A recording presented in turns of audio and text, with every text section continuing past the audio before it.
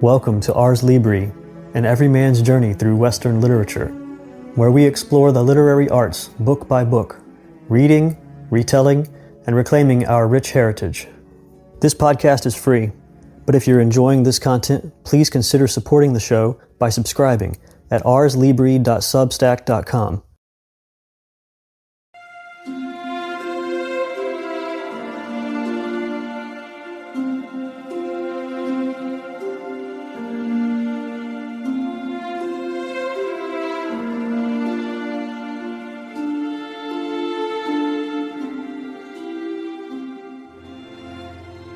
In the rolling hills of the English countryside, nestled among the green fields and ancient woodlands of Hampshire, there lies a bustling community unlike any other, a warren of rabbits. These are not your ordinary garden variety bunnies. They are clever social creatures with their own language, customs, and even legends passed down through generations. At the heart of this warren, known as Sandalford, lives a young rabbit named Hazel. Hazel is steady and practical, not the biggest or strongest, but quick-witted and kind-hearted. By Hazel's side is his smaller brother, Fiver, who is different from the rest. Fiver is sensitive, almost fragile, with a gift of sensing things that others cannot. Fiver sees glimpses of the future in dreams and feelings that grip him like shadows. Life in Sandalford Warren is mostly peaceful. The rabbits graze on the sweet grass, dig their burrows deep into the earth for safety, and keep watch for the ever-present dangers of the world above, the stoats and weasels that prowl, the hawks that circle overhead, and the distant rumble of human machines. They have a chief rabbit, wise and respected, who leads with the help of the Ausla, a group of strong elite rabbits who maintain order and protect the warren. Among Hazel's companions are Bigwig, a burly, brave member of the Ausla, known for his strength and short temper. There is Dandelion, a speedy storyteller with a knack for tales that lift spirits, and Blackberry, the clever one who thinks up solutions to tricky problems. But one fateful evening, as the sun dips low and paints the sky in hues of orange and pink, Fiver is overcome by a terrible vision. It's not just a bad dream, it's a deep, unshakable certainty that doom is coming to Sandalford. The ground will shake, the burrows will collapse, and blood will stain the earth. Fiver rushes to Hazel, his big brother. His voice trembles as he begs him to believe that they must leave soon. Hazel is skeptical at first, but trusts his brother enough to act. Together they approach the chief rabbit with this warning, and hope that the warren's leader will heed the omen and prepare everyone to flee. Yet not all warnings are welcomed. The chief dismisses Fiver's fears as the ramblings of a nervous runt, too small and weak to know better. The Ausla laugh it off, and the other rabbits return to their routines, unwilling to abandon the safety of their homes for uncertain peril. But Hazel can't shake the dread of Fiver's eyes. With quiet determination, he gathers a small band of like-minded rabbits, those who sense the truth in Fiver's words or simply trust Hazel's judgment. There's Bigwig, who joins despite his position in the Ausla. Bigwig was drawn by a sense of adventure and loyalty. Dandelion joins, eager to weave new stories for whatever lies ahead. Blackberry, too, whose ingenuity will prove invaluable, and a few others like Pipkin, the timid youngster, and Hawkbit, the grumbler who complains and yet follows anyway. Under the cover of darkness, this ragtag group slips away from the Sandalford Warren. Their hearts pound with fear and excitement. The world beyond their home is vast and unforgiving, a place where every shadow could hide a predator, every rustle in the grass might signal death. There are Illil, the rabbit's word for enemies, everywhere. Foxes with cunning eyes, badgers with powerful claws, and the 1,000, as they call all the foes that hunt them. But the rabbits have their own strengths. They are swift and agile, with keen senses and a deep bond of friendship that binds them together. As they venture forth, crossing open fields and dodging the perils of the wild, Hazel steps up as their unofficial leader. He listens to Fiver's instincts, relies on Bigwig's muscles, and encourages Dandelion to share tales of Elarira, the legendary prince of rabbits. Elarira is their folk hero, a trickster who outwits even the gods and predators with his cleverness and bravery.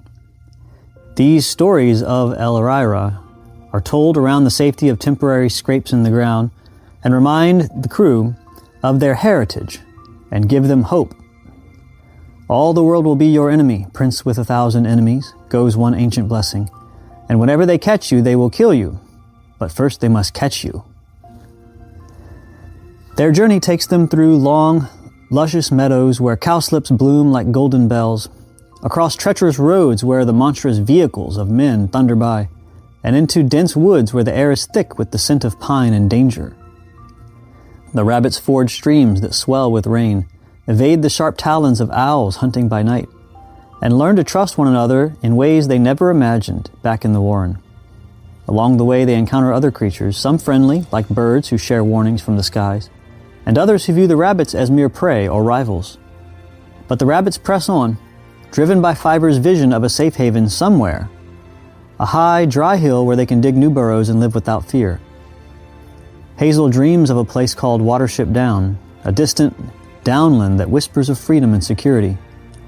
Yet the path is fraught with challenges that test their courage and unity. They must outsmart traps set by humans. They must navigate unfamiliar territory where the soil is poor for digging. And they even face divisions within their own group as doubts creep in. Through it all, themes of survival, leadership, and the power of myth weave through their adventure. Hazel learns that true leadership isn't about being the strongest, but about inspiring others, creating unity, making tough decisions, and caring for the weakest among them. Fiver's quiet wisdom proves that strength comes in many forms, and Bigwig's bravado shows the value of bravery tempered with heart. As they hop onward telling stories of Elarira's escapades, how he tricked the black rabbit of Inlay, the harbinger of death, or bargained with Frith, the sun god who created all rabbits, the group finds solace in their shared culture and identity. And so this band of wanderers continues their quest, bound by hope and an unbreakable spirit of rabbit kind. They seek a new beginning in a world full of wonders and woes. What lies ahead for them on the slopes of Watership Down? Well, that's a tale for the book itself to unfold. And now for a reading from Watership Down. This is chapter 6. It's entitled, The Story of the Blessing of Elarira. Long ago, Frith made the world. He made all the stars too, and the world is one of the stars. He made them by scattering his droppings over the sky, and this is why the grass and the trees grow so thick on the world. Frith makes the brooks flow. They follow him as he goes through the sky, and when he leaves the sky, they look for him all night. Frith made all the animals and birds, but when he first made them, they were all the same. The sparrow and the kestrel were friends, and they both ate seeds and flies. And the fox and the rabbit were friends, and they both ate grass. And there was plenty of grass and plenty of flies, because the world was new, and Frith shone down bright and warm all day. Now, Elarira was among the animals in those days, and he had many wives. He had so many wives that there was no counting them, and the wives had so many young that even Frith could not count them, and they ate the grass and the dandelions and the lettuces and the clover, and Elarira was the father of all of them. Bigwig, hearing this, growled appreciatively. And after a time, went on Dandelion, the rabbit telling the story to the others, after a time, the grass began to grow thin, and the rabbits wandered everywhere, multiplying and eating as they went. Then Frith said to Elarira, Prince Rabbit, if you cannot control your people, I shall find ways to control them, so mark what I say. But Elarira would not listen, and he said to Frith, My people are the strongest in the world, for they breed faster and eat more than any of the other people. And this shows how much they love Lord Frith, for of all the animals they are the most responsive to his warmth and brightness. You must realize, my lord, how important they are, and not hinder them in their beautiful lives. Frith could have killed Elarira at once, but he had a mind to keep him in the world, because he needed him to sport and jest and play tricks. So he determined to get the better of him, not by means of his own great power, but by means of a trick. He gave out that he would hold a great meeting, and at that meeting he would give a present to every animal and bird, to make each one different from the rest. And all the creatures set out to go to the meeting place, but they all arrived at different times, because Frith made sure that it would happen so. And when the blackbird came, he gave him his beautiful song. And when the cow came, he gave her sharp horns, and the strength to be afraid of no other creature. And so in their turn came the fox, and the stoat, and the weasel. And to each of them Frith gave the cunning, and the fierceness, and the desire to hunt and slay, and eat the children of Elarira. And so they went away from Frith full of nothing but hunger to kill the rabbits. Now all this time Elarira was dancing and mating and boasting that he was going to Frith's meeting to receive a great gift. And at last he set out for the meeting place. But as he was going there, he stopped to rest on a soft sandy hillside.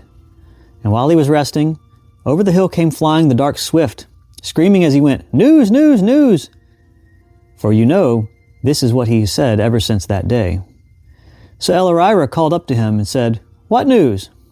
"Why," said the swift, "I would not be you, Elarira, for Frith has given the fox and the weasel cunning hearts and sharp teeth, and to the cat he has given silent feet and eyes that can see in the dark, and they are gone away from Frith's place to kill and devour all that belongs to Elarira." And he dashed on over the hills. And at that moment Elarira heard the voice of Frith calling, "Where is Elarira? For all the others have taken their gifts and have gone, and I have come to look for him." Then Elarira knew that Frith was too clever for him, and he was frightened. He thought that the fox and the weasel were coming with Frith, and he turned to the face of the hill and began to dig. He dug a hole, but he had only dug a little of it when Frith came over the hill alone. And he saw Elarira's bottom sticking out of the hole and the sand flying out in showers as the digging went on. When he saw that, he called out, "My friend, have you seen Elarira? For I am looking for him to give him my gift." "No," Elarira answered, without coming out. "I have not seen him. He is far away, he could not come." So Frith said, "Then you come out of that hole, and I will bless you instead of him." "No, I cannot," said Elarira. "I am busy. The fox and the weasel are coming. If you want to bless me, you can bless my bottom, for it is sticking out of the hole." All the rabbits heard the story before. On winter nights, when the cold drop moved down the warren passages and the icy wet lay in the pits of the runs below their burrows, and on summer evenings in the grass under the red may and the sweet carrion-scented elder bloom, Dandelion was telling it well, and even Pipkin forgot his weariness and danger, and remembered instead the great indestructibility of the rabbits. Each one of them saw himself as Elarira, who could be impudent to Frith and get away with it. By the way, I just have to pause here and say, the best stories, the reason why classics are classics, is because they get the reader to think of himself as the main characters. And that's exactly what Dandelion was doing by telling this Elarira story. All the rabbits saw himself as Elarira. That's a good story. Continue with Elarira's story. "Then," said Dandelion, "Frith felt himself in friendship with Elarira because of his resourcefulness, and because he would not give up even when he thought the fox and weasel were coming. And he said, 'Very well, I will bless your bottom as it sticks out of the hole. Bottom, be strength and warning and speed forever, and save the life of your master. Be it so.' And as he spoke, Elarira's tail grew shining white and flashed like a star, and his back legs grew long and powerful, and he thumped the hillside until the very beetles fell off the grass stems. He came out of the hole and tore across the hill faster than any creature in the world. And Frith called after him, 'Elarira, your people cannot rule the world, for I will not have it so. All the world will be your enemy, prince with 1,000 enemies, and whenever they catch you, they will kill you. But first they must catch you, digger, listener, runner, prince with the swift warning. Be cunning and full of tricks, and your people shall never be destroyed.' And Elarira knew then that although he would not be mocked, yet Frith was his friend. And every evening, when Frith has done his day's work, and lies calm and easy in the red sky, Elarira and his children's children come out of their holes and feed and play in his sight, for they are his friends, and he has promised them that they can never be destroyed."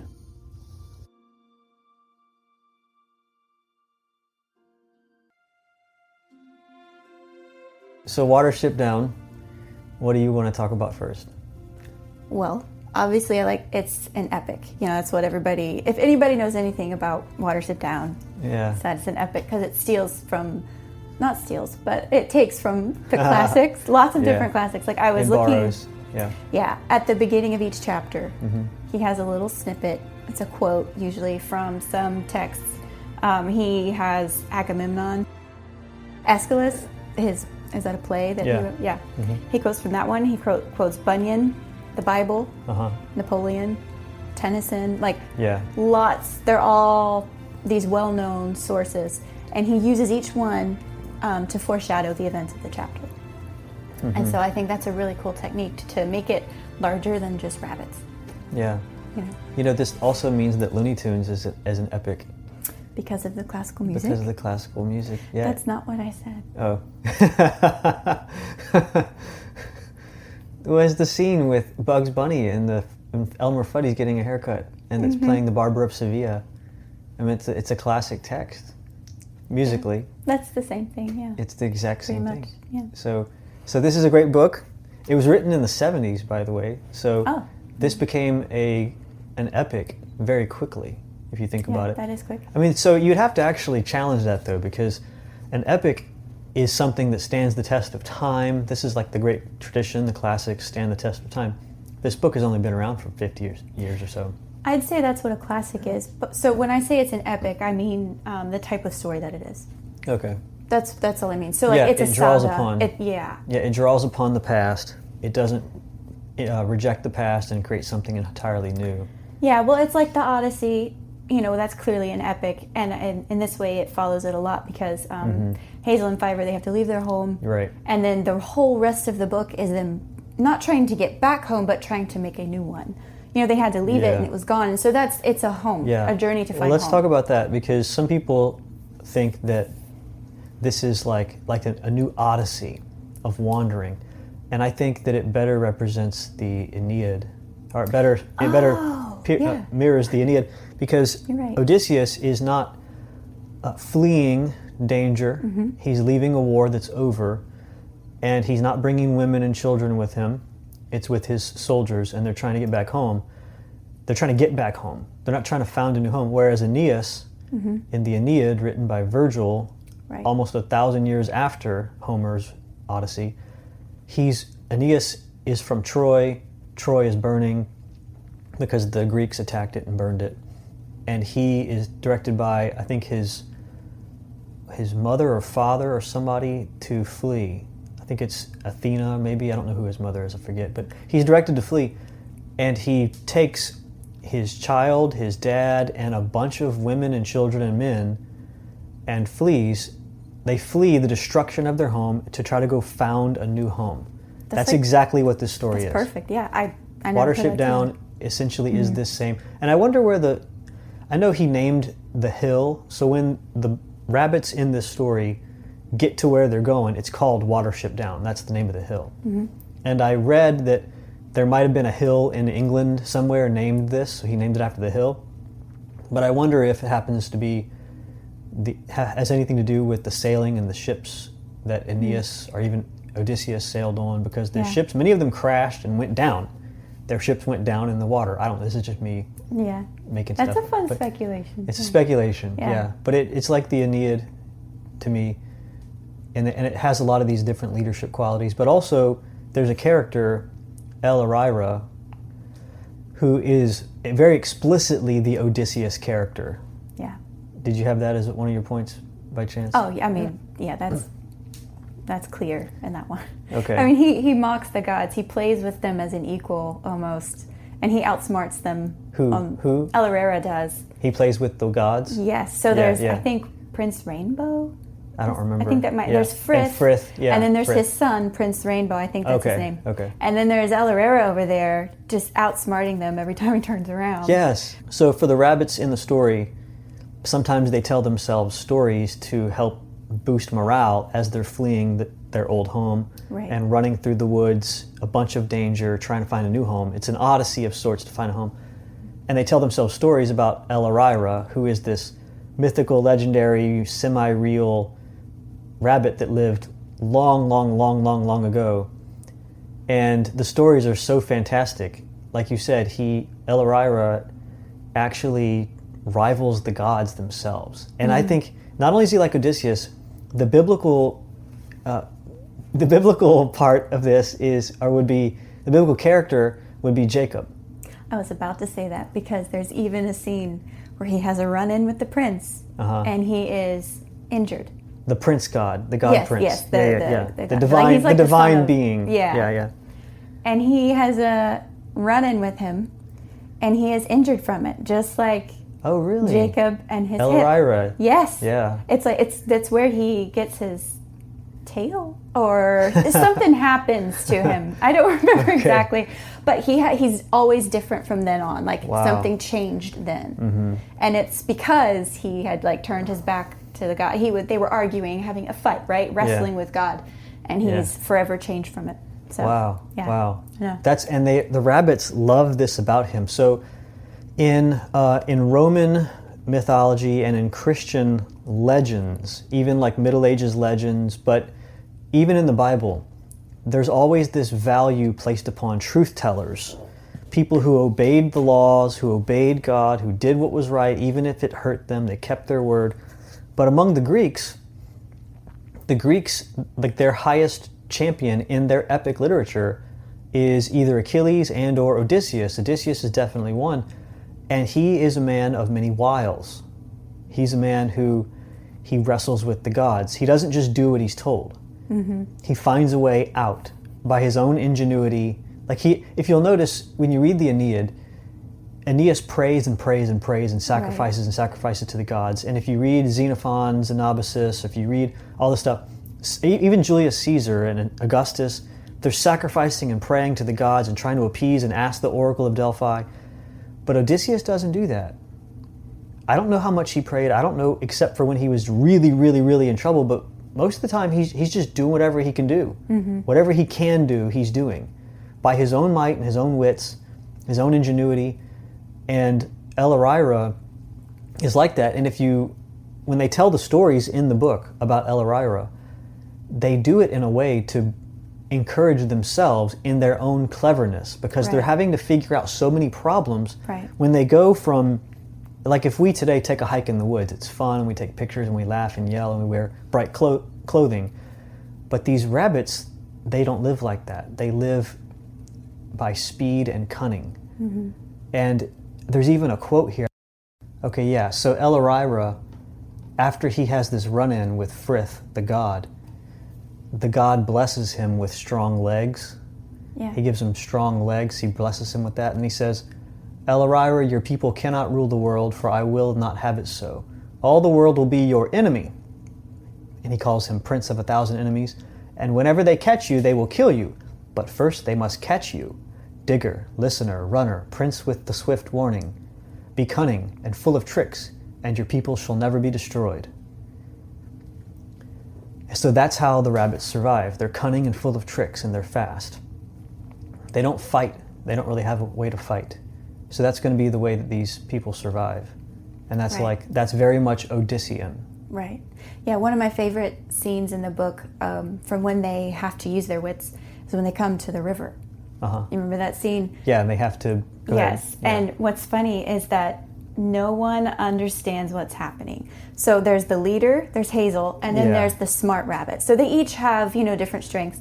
And there's Blackberry, he's the smart rabbit. Yeah, Blackberry. And he comes to the river, and they're like, we got to get across it. Some of the rabbits can swim, some are injured. They know they're not going to make it. There's a dog in the woods, they've got to go now. Blackberry sees a piece of driftwood. And he's like, I've seen that before. Yeah. That floats. He's like, we could get on it. And all of the other rabbits are like, this is nonsense. Like, I have no idea what you're talking about. And it's really a nice picture of leadership, because some of them are like angry, upset because it's nonsense. Some of them are just afraid, extremely fearful. But in the end, Hazel, he's the leader, and he just decides to do what Blackberry says, even though he doesn't fully understand it. And he's like, guys, this is what we're doing. And they do it. They all get on, and they're on the piece of driftwood on the river, and they have no idea what's happening. And I love the way that he writes that. It didn't click. Like, they never had the aha moment of, oh, okay, I see. No, they were confused. The whole time. The whole time. And they get across, and they're like, okay, we're still alive. Let's go. But I love that scene because he was inspired by Elirira. And then they use they have their hierarchy worked out where it's like, okay, we trust our leaders. Yeah. This is what they said to do. Yeah. And it was good. That is good. Yeah, there definitely is a hierarchy. I read some commentary about this, and it said how Hazel's leadership. So the author, Richard Adams, that's his name, right? Yeah. The author, Richard Adams, fought in World War II. He was a British man, so he fought against the Nazis. And so we know that this book is all about anti-tyranny and anti-fascism, and it's pro-democracy. That's what the whole purpose of the book is about, apparently. Of course. But in reality, you don't have this democracy in this story. It's not everybody voting to do, how are we going to cross the river? Let's all vote. No, it's actually, there's a hierarchy. And it's a compassionate, loving guy. Right. He's one of them.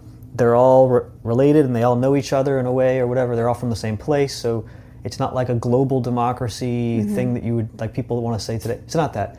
It's a hierarchy. Right. But they're all closely connected, and they follow the people who are actually the natural leaders. And in that moment, they followed BlackBerry. He was the clever inventor, and he had some pretty ingenious solutions. Yeah. Yeah.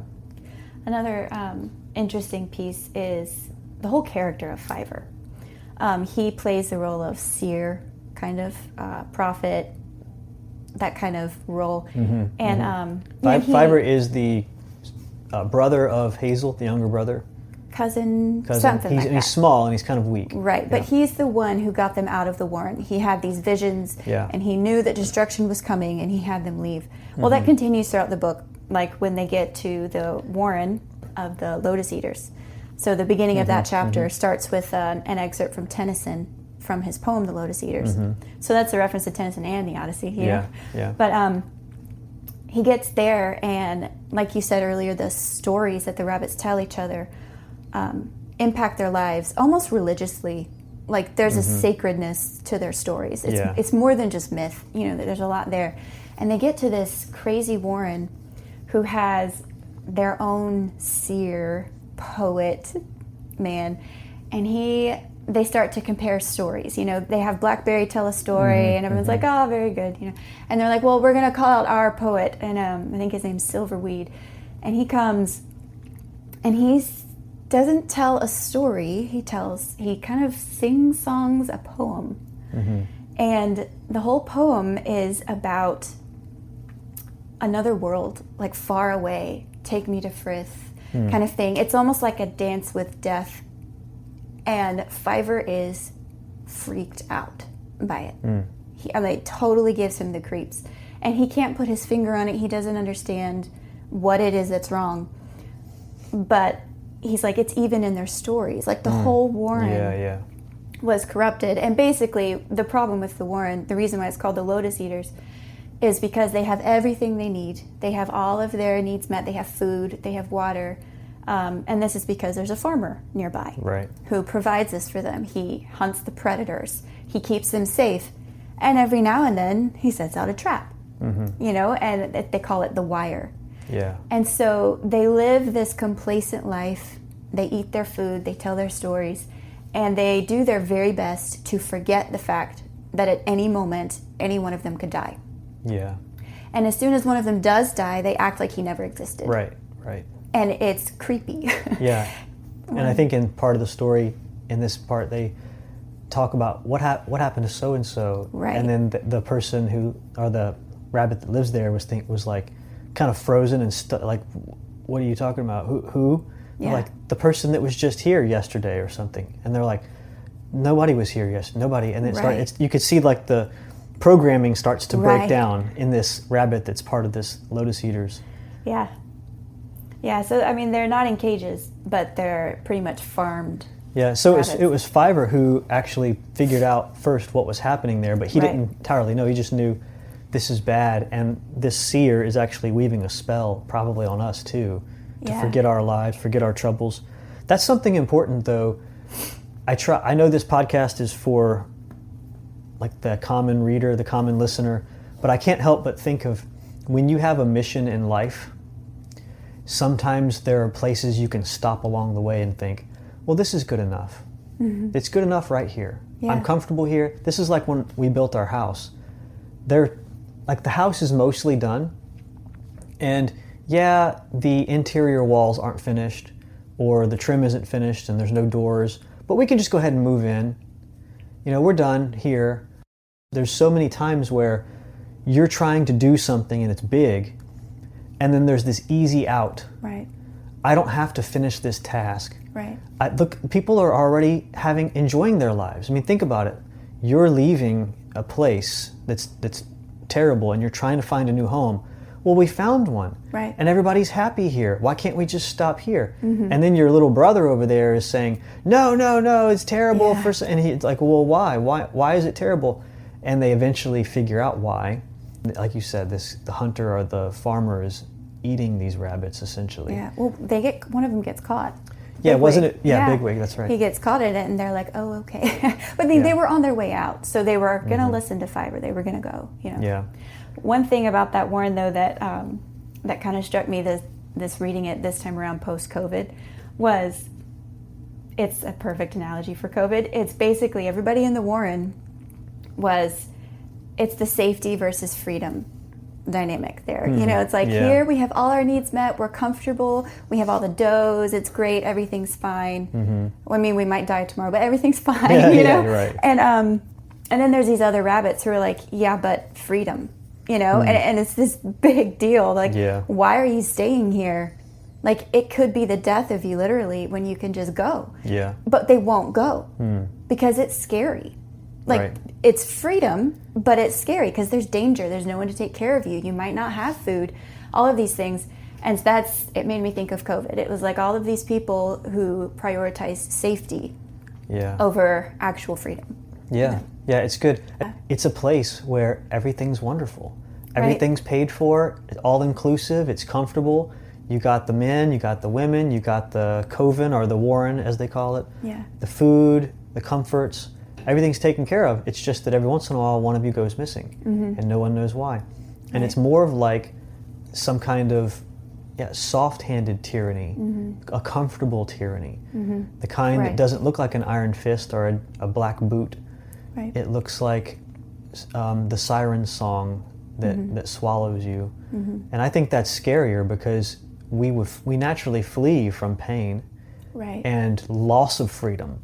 Comfort is attractive. But comfort and pleasure and a full belly and friends, come on, why don't you stay here?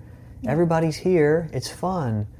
What happened to so-and-so? Who? Yes. Right? Yeah.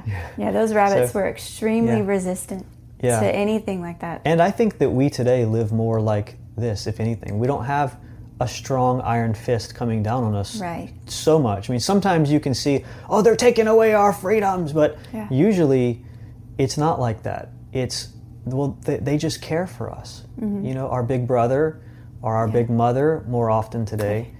And we, like you said, with COVID, it was just, we just want everybody to be safe. And I think the next round of whatever it is going to be something like that again. We probably won't see, at least I don't think we will. We're not going to see strong-willed men rising up and just brutalizing Western societies. It's more often, I mean, maybe that happens. Maybe people think Trump was going to do that, but it's just, I don't think. But more often, it's probably going to be just a bunch of policies and bureaucrats and people with account books and things telling us to do all kinds of little, for our safety. It's for our safety. It's for the well-being of everyone. Don't you love others? Don't you care? And that works on Christians really well. It works on Christians, yeah. Don't you love your neighbor? You got to sacrifice for them. Sacrifice yourself, maybe. You know, like how far does that go? Right? And you don't have a choice in the matter either. You're going to be made to do it. Well, that is what I like about this Warren, though, is there really wasn't anything holding him back. It was just their own fear. Because there is one rabbit who decides to go with them. He's like, okay, you're right. I don't want to die. He's like, I don't want to live in fear of dying every time I turn around. And so he's like, I will come with you, even though he's terrified, almost equally terrified to go with them, because he's never been free. He's never been wild before. He has no skills. And so it's kind of, there's a moment for him where it's like he can remain in the Matrix with all of his meals provided, everything taken care of, you know, or he can step out and he can actually experience the freedom, but the danger that comes with it, you know. freedom's dangerous. Yeah. Yeah, that's right. Okay. There's one thing I wanted to say too about how Adams developed his language for the rabbits. So it's almost Tolkien-esque in that way. You know, the way that Tolkien had his languages for the elves and for maybe even, did he do anything for the orcs or different things? They all had their own dialect, yeah. Well, same with the animals. So they also have like a common speech. There's the rabbit words, and then they have words for the other animals, and then they can communicate with the other animals with these common words, you know, that they all share and speak together. Yeah. And it's really neat. He gets detailed, you know, like he uses words for, I think the word for danger is like hrududu or something like that. No, that was the word for a car. Tractor, road, but I think it's anything. Oh, for anything? Dangerous. Okay. Like I don't know if they isolated car. Okay. Yeah, you're They're right, just like danger, run, bad stuff, yeah. you know. But he also has the plural, and I think there's an L on the end, like it becomes hrududil, and it's like lots of danger. Okay. You know, and that to me, that was really cool to see, like how he was playing with the words like that. Yeah, yeah. And they're all very rabbity in nature, you know, like lots of like frith, you know, it's you can tell the words. It's rabbity. Yeah. I like how he does that too, because that adds depth to the story. Oh yeah. When you have names and words that have a backstory and they have some kind of internal coherence, it really feels like he created, this is called sub-creation, like he created a world and you feel like you can enter into that world. Yeah. And a lot of authors, ever since Tolkien, I think, have tried to create these worlds where everything is coherent and it fits, and there are backstories into things. When you can refer to something like El-Ahrairah, who existed before anybody's memory even, and then before that there were gods, and so you can think like, oh, this really is an epic story, not just because it's connecting back to past Western classics, but also because it's its own universe. Yeah. Of sorts. It's a very small universe, Yeah. the world of rabbits, but the language is good. If you can do that with your stories, so if anybody is a writer, when you're creating a story, you have to use language in a way that shows that there's like an internal coherence. Like if you were to write, like anytime a story or a movie uses colloquial jargon, like I watched some clips from a movie that was filmed in the 1999 or something the other day, and the movie is already forgotten by everybody who lived during that time because everything that they're saying was just so 90s. It was so vapid. It passed with the 90s. But if you can create some kind of internal world of language, even a little bit. I mean, Tolkien actually invented whole languages. Right. Adams just came up with some words, Yeah. which sounded good enough. Yeah, it works. But if you do that, it actually provides lasting stay to the story. Yeah, it also gives it its own context. Like something that a lot of modern writers have done is they want to write a book set in the medieval times or set in the Jane Austen times, and they're saying things like "okay" and "huh." Right. And it's like, no, you can't do that. You Yeah, know? yeah. It's kind of like your old beef with Lewis. It's like he can't get out of England. Yeah, and all of the books that he writes, it's like, yeah, but we're still in England, you know. Yeah. But Tolkien does a really good job of getting out of. So that. my criticism of Lewis, for anybody listening who wants to know, is that everything he does is so English. And when they go to Narnia, for instance, the food that they eat there is like 1930s English food. It's explicitly English food, and they eat it in it like Mrs. Beaver or something. Is just, I mean, it's like we're not in Narnia. No, we're in England, and not even England today. It's England 1930. You know, I mean, it's just like Lewis. You got to get out of your world. Now, look, Lewis's books have stood the test of going on 80 years now or something. So, I mean, good for him. They're great books. In their own way. I have problems with them. Try to say that again. Come on. I can't. I'm leaving it in. Okay. We'll talk about Lewis's books when we get to the L's. Well, there's also the last warren that they have to escape from. The last one. Yes, it's called Ephrathah. Ephrathah. And that's the one right. that I guess people get that idea that it's like anti-tyranny. It's the tyranny one. That's the one. It's clearly a tyranny. Right. It's very strict. Everything's on lockdown. Everything's orderly. There's schedules for eating, for sleeping, for everything. All of the everything. Yeah. And they have to break out of there because they can't just let you leave. Right. But even that though, and maybe this is because they're rabbits, but even that is for your own safety, and for the safety of everyone else in the world. So it is still a safety tyranny. Right. Yeah, it's like, I was thinking earlier that America during World War II, we had concentration camps here. Mm-hmm. We put Japanese people in concentration camps. Yeah. And there are concentration camps in many Western, allied, democratic, supposedly, countries. That was not a democratic process, right? Let's vote to put, it was kind of tyrannical what we did, but it was for safety. Yeah. It was to keep America safe. It was to keep these people safe. It's always for safety. I mean, you rarely have people who are actually just slaughtering and murdering. Look, when Diocletian persecuted the Christians in the first 100 centuries or whatever, hundreds or 200s AD, it wasn't because it was like, hey, let's just go kill the Christians, woohoo! It was, these people are causing disruptions, and it's not, I'm not sure if you use the word safe exactly, but we have to keep order. Yeah, he was a moderate guy, really, like in a lot of ways. He actually was. Yeah. So my point is to say, tyranny doesn't come with horns and a forked tail and a pitchfork. It comes with people saying, let's be reasonable, and let's just forestall the opposition until we can put order to things. Right. And the people that we're rounding up, they are being unreasonable, and they're a danger to us, and we need to, and it comes with very subtle statements of people saying the opposition, they're not to be reasoned with. And that doesn't sound too bad. I mean, that sounds like, they're crazies, those people over there. Well, let's do something about it. And before you know it, you are in a tyranny. Yeah. It doesn't happen overnight. And so, I think that's a very important point. Yeah. Freedom is unreasonable. Yeah. Oh, one thing I did want to say is, now I have a criticism, of Watership Down, but it's not just Watership Down, it's of almost all fiction in the 1900s. Not all, but almost all. It's that this era of writing has a great dismal view of man, an extremely bad view or low view of man. It's way worse than like the worst Calvinist total depravity view of man.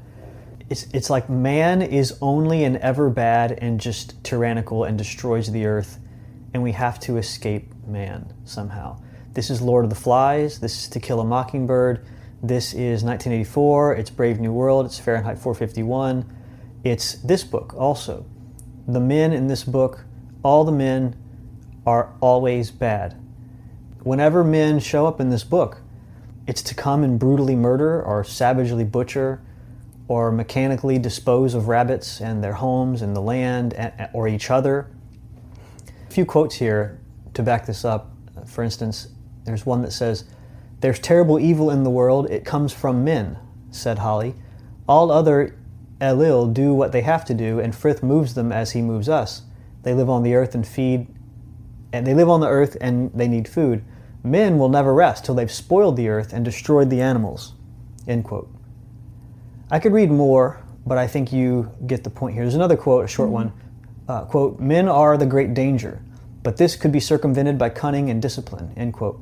And even the Nuthanger farm, the only time that humans seem decent, it's the lotus eaters one, it's only actually to slaughter the rabbits. So they're being nice to the rabbits, the humans. So in that episode, the humans are nice, but only to slaughter you.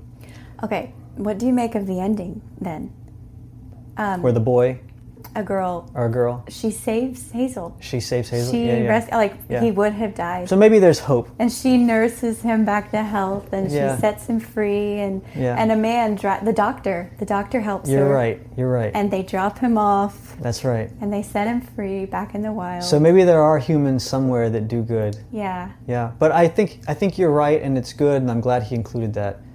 However, the whole story I forgot that last part. You know, I mean, the whole story just makes you feel like, and every book that you read really in the 1900s, it feels to me, it's just, especially, and I'm warning, like I want to warn parents and students, when your child goes in to study whatever grade it is in school where they study late modern literature, that whole year will be filled with books, like 8 of the 10 books that they read that year will be just humans are evil, humans are wicked, humans are terrible. If left alone to our devices, we become savage brutes that murder and butcher each other. And I just want to say, yes, Steinbeck, like a lot of American literature, it's terrible. I mean, not saying it's bad writing, it's just the view of man is, you come away thinking, I am evil. And not like, again, not even in the Calvinist sense of there's this biblical anthropology about how we're all fallen. That's not the sense. It's, we're not just faithless to God, we're worse than beasts. The book even says this, that we animals are they call it, they don't say we're humane, they say we have dignity and we're animals, not humans. Humans are beneath us. I mentioned Lord of the Flies. The whole story is, the message is that human nature left to itself becomes worse than beasts. Like animals can get along, but humans will just devour each other. And I want to say that that is actually not what happens across human history. Sure, there are wars and things like this, but there are many times where, in fact, there's a real life situation like Lord of the Flies where some boys shipwrecked on an island and they survived for a long time and they were friends and they built stuff and they worked. It's much different. Think, for instance, like the Swiss Family Robinson, they shipwreck and they sort of rebuild a little mini civilization. Do you see? So just the passage of a half a century, or maybe a century of time, we go from having this view of man, of Western man specifically, where if left to ourselves, we produce civilization and we overcome and we put order and we're harmony. The pioneers. Yeah, and the pioneers. Yeah. We go from that view of man of like, we sustain ourselves, we make order, we worship God, we get along, we build things, we're productive, we can govern ourselves, we have internal moral order. We go from that to a view that says tyranny, always tyranny, escaping tyranny, and the only solution is liberal democracy or something. And that's just not the case. It's not the case, and it's not a Western view of man. So just be careful with this book. It's a good book in many ways, but don't let your child and yourself come away thinking that the political solutions offered in the 1900s and the political view of man from the 1900s, it's a very peculiar view that's just not the case in history, and it's not the case in Western literature either. My reservations aside, this is a great book. I would recommend that older students read it. It's usually given to 4th or 6th graders. In my opinion, it should be for older students just because of some of the heavy themes within it. However, one of my young daughters read it and she did just fine. Actually, she read it without me even knowing.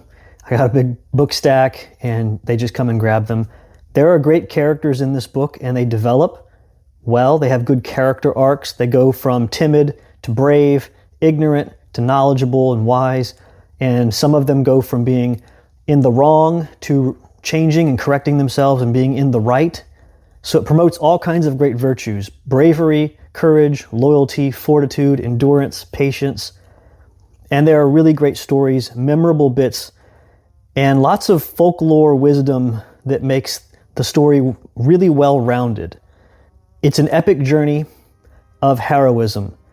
Yes, there's violence and power, there's authoritarianism, and there's freedom. Anytime people are leaving their home and going to seek a new home with a band of followers, that's an epic tale in the making. This is like the Aeneid, in my opinion, with bits of the Odyssey sprinkled in. So this is a great book, and I'm glad it's the first one we started off the podcast with.